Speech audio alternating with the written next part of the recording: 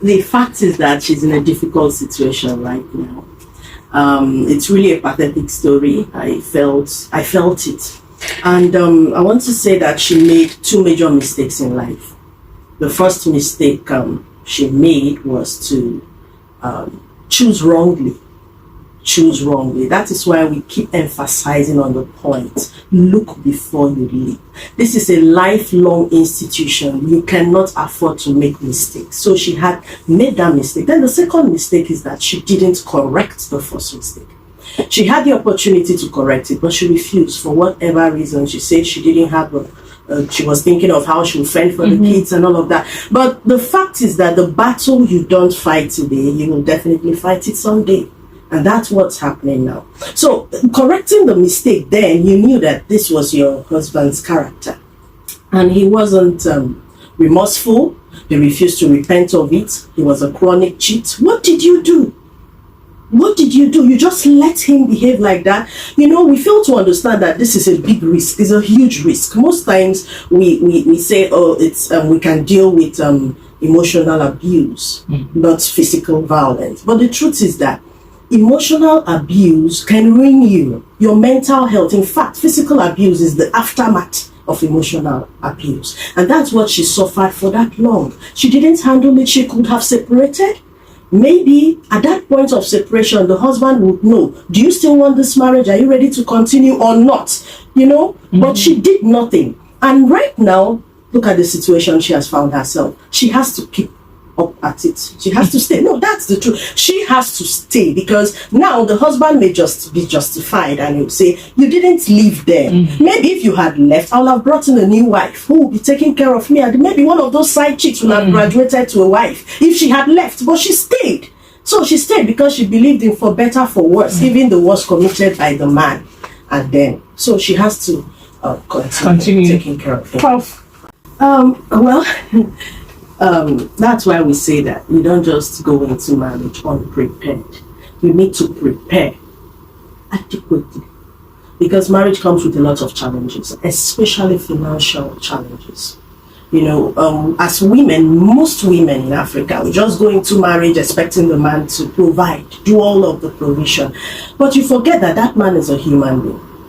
It can fail at any point for whatever reason. It may be side chick, it may be that he lost his job for genuine reasons or not. But the fact is that a time may come you need to foot the bills. And how do you handle this? So that was a reason. But where she has gotten herself to right now, she's going to be footing the bills. The man is sick.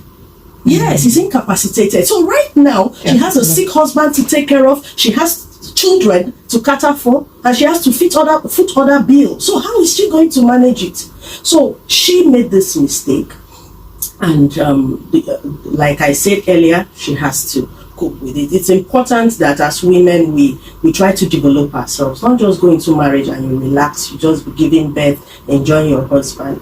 Try to fix things. Try to work on yourself financially, so that at the end you don't live to regret it. Well, the fact is that the man is an adult, and somebody going into marriage should know the right from the wrong, the positive things to do, and avoid the negative things.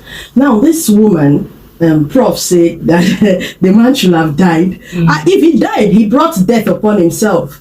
Yes, I stand to be corrected, because there are situations whereby the woman stayed and endured, and she becomes the victim. She dies in the process. There are many stories like that. Yeah, because when you are unfaithful to your wife, it's a huge risk. Health-wise, the woman could contact infections and die in the process. STDs here and there, sickness here and there. Then even the side chick outside wants to come in too, to be the wife of the house. There are a lot of women that have died physically and spiritually because the woman outside wants to. So the man is exposing not just his wife, the entire family to risk. There are situations whereby the entire family has died because of a side chick. So I feel, yes, she tried to understand that marriage is for better, for worse. She has to stand by, but taking necessary measures to curb excesses, negative excesses, is very important. A man shall leave his father and mother and cleave unto his wife, and they shall become one flesh. He didn't say 3 or 4. So Anything outside that is not marriage. Marriage is just for the two, the man and the woman. So when you start seeing someone outside, it's not, you're out of that covenant. And in Matthew 5, verse 31, Jesus talked about divorce there. He said, only on the grounds of adultery. Only on the grounds of adultery. Yes, infidelity is a good reason for divorce, and that is when it's chronic. That is when the person is not repentant and not ready to change. She has to talk to God. She needs healing first. Like I say, since she didn't live then, she doesn't have to live now, because the man is in the most vulnerable state of his life. He needs all the help he can get. And the children, she stayed for the children. The children have not left the house. They are still there. So she has to stay, if not for anything, for the sake of the children, and take care of him. So that's I think that's the question. Yeah, if she decides to stay, how does she care, for him with, that hatred and the disgust that she feels? Yeah, she stayed in the marriage while she was still hating. She hated his character, yet she stayed. So if she could do it then, she can do it now. So she just has to try and then help him out. Okay. Twin. The woman in me.